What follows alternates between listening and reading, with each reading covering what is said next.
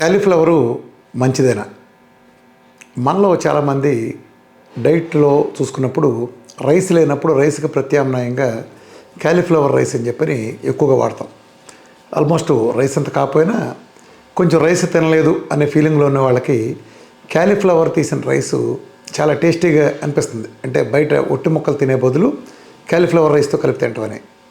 ఇక్కడ సమస్య ఏంటంటే క్యాలీఫ్లవరు తినటం మంచిదేనా? నిజానికి క్యాలీఫ్లవర్గా చూసుకుంటే పోషక విలువల ప్రకారం కానీ ఇతర వాల్యూస్ ప్రకారం చూస్తే క్యాలీఫ్లవరు చాలా అద్భుతమైన ఆహారం. అయితే దీనికి ఒక పెద్ద డ్రాబ్యాక్ ఉంది. ముందు దీంట్లో మంచి ఏంటో తెలుసుకుందాం. క్యాలీఫ్లవర్ ఏంటంటే లైట్గా ఉంటుంది, టేస్ట్ బాగా ఉంటుంది, అలానే మంచి గ్లైసెమిక్ ఇండెక్స్ ఉంటుంది. రెండోది క్యాలీఫ్లవర్లో విటమిన్ ఏ కానీ, విటమిన్ బి కానీ, విటమిన్ సి, ముఖ్యంగా విటమిన్ K2 ఇది పుష్కలంగా ఉంటుంది. అలానే రిచ్ సోర్స్ ఆఫ్ ఫైబర్, చాలా టేస్ట్ ఉండటం ఇది ఉండటం చేత ఎక్కువ మంది క్యాలీఫ్లవర్ని ఇష్టంగా తింటారు, కూరలుగా కానీ లేదా క్యాలీఫ్లవర్ రైస్గా కానీ.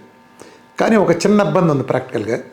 అది క్యాలీఫ్లవర్ ఉండే కంటెంట్ మంచిదే కానీ క్యాలీఫ్లవరు ప్రస్తుతం మార్కెట్లో దొరికేది పెంచే విధానంతో వస్తున్న సమస్యలన్నీ.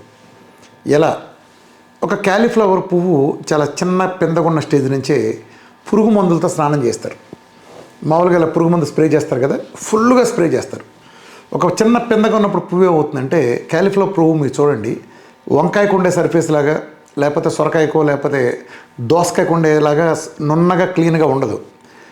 పువ్వు దగ్గర గుంటలుగా ఉంటుంది, గుంటలుగా పువ్వు ఉంటుంది. ఇదేం జరుగుతుందంటే వీళ్ళు కొట్టినప్పుడు, పురుగు మందు కొట్టినప్పుడు ఆ క్యాలీఫ్లవర్ పువ్వు తాలూకు ఎగుడు దిగులుగా ఉండే ఎత్తు పల్లాలుగా ఉండే పల్లంలో పురుగు మందు నిలవండిపోతుంది. ఆ నిలవంది ఎలా ఉంటుంది? పువ్వు అలాగే ఉంటుంది, ఆ పురుగు మందు అలా నిలవ ఉంటుంది. పైనుంచి ఎండ ఓపెన్ ప్లేస్లో ఉంటుంది, చక్కగా అక్కడే ఆవిరైపోతుంది, దానికి డైజెస్ట్ అయిపోయినట్టు అయిపోతుంది. దాంతో క్యాలీఫ్లవర్ కొంచెం పెరుగుతుంది, ఆ గుంటలు హెచ్చుతగ్గులు బాగా ఉంటాయి. ఆ హెచ్చుతగ్గులు మళ్ళీ పురుగు మందు వేస్తారు, ఆ పురుగు మందు నిలబడిపోతుంది. వర్షం వచ్చిన తర్వాత గోతుల్లో నీరు ఎలా నిలబడిపోతుందో క్యాలీఫ్లవర్ పువ్వుకుండే గుంటల్లో పురుగు మందుల నిలవ ఉండి స్లోగా అదంతా దిగటం, అబ్జర్వ్ అవటం, ఆ ఎండకి డ్రై అవ్వటం, అక్కడే దానికే డ్రై అవుతుంది. ఇలా క్యాలీఫ్లవర్ పంటని చివరికి మనం కోసే స్టేజ్కి, మార్కెట్లో అమ్మే స్టేజ్కి తీసుకొచ్చేటప్పటికి పురుగు మందులతో నానబెట్టి కుళ్ళబెట్టేస్తారు ఒక రకంగా చెప్పాలంటే.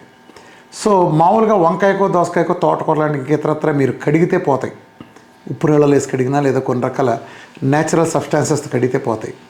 కానీ మీరు క్యాలీఫ్లవర్లో వచ్చే పువ్వు ప్రతి అణువుకి అంటిపెట్టుకుని లేయర్లుగా దాంట్లో ఉండిపోవటం వలన దాని నుంచి మీరు లిటరల్గా మీరు ఏదో నీళ్ళలో పెట్టేస్తే ఉప్పు నీళ్ళలో పోవటం అసాధ్యం. పైగా వండే విధానంలో పువ్వులాగా కోసి వండుతారు. ఆ పువ్వు లోపల ఎంత పురుగు మందు కూర్చుంటుంది, ఎంత కూర్చుంది, దాన్ని రిమూవ్ చేయటం అనేది అసాధ్యాలకు అసాధ్యం. కాబట్టి క్యాలీఫ్లవరు హెల్త్ బెనిఫిట్స్ రీత్యా, దానికి ఉండే ఇంటర్నల్ స్ట్రెంగ్త్ రీత్యా అది అద్భుతమైనది అయినప్పటికీ కూడా ప్రాక్టికల్గా కనుక మనం చూసుకుంటే క్యాలీఫ్లవరు పూర్తిగా పురుగు మందుల విషయంతో నిండింది. కాబట్టి మీరు దాన్ని ఎంత క్లీన్ చేసినా పోయే అవకాశం లేదు. కాబట్టి అది తినాలనిపించినప్పటికీ అది తినకుండా ఉంటే ఉత్తమం. ఇంకా దాని బదులు బ్రాకలీ లాంటి కొంచెం ఖరీదైనప్పటికీ ఏంటంటే ఇంత పురుగు మందులు కొట్టే ప్రాసెస్ చేయరు, ఒక రకంగా ఆర్గానిక్గా పండిస్తారు, కొంచెం కాస్ట్ ఎక్కువ ఉంటుంది. ఉన్నప్పటికీ కూడా బ్రాకలీ లాంటివి అయితే దాన్ని ఏమైనా ఇప్పుడు చెరగొట్టారని తెలీదు. దాని వరకు అయితే బేసికల్గా ఇన్ కాన్సెప్ట్ బ్రాకలీ లాంటివి పండించే విధానం ప్రకారం చూస్తే ఆ పురుగు మందులు కొట్టే అవకాశం లేదు. కాబట్టి బ్రాకలీ లాంటివి మీరు ఉపయోగించుకోండి. అంటే ఇక్కడ బ్యాడ్ ఏంటంటే క్యాలీఫ్లవరు అద్భుతమైన పోషక విలువలతో కూడిన మంచిది అయినప్పటికీ దాన్ని పెంచే విధానం కారణంగా మనం క్యాలీఫ్లవర్ని అనే రైస్ కానీ దానికి సంబంధించి కానీ మీరు మామూలుగా కూడా తినకుండా ఉండటం శ్రేయస్కరం. Thank you very much.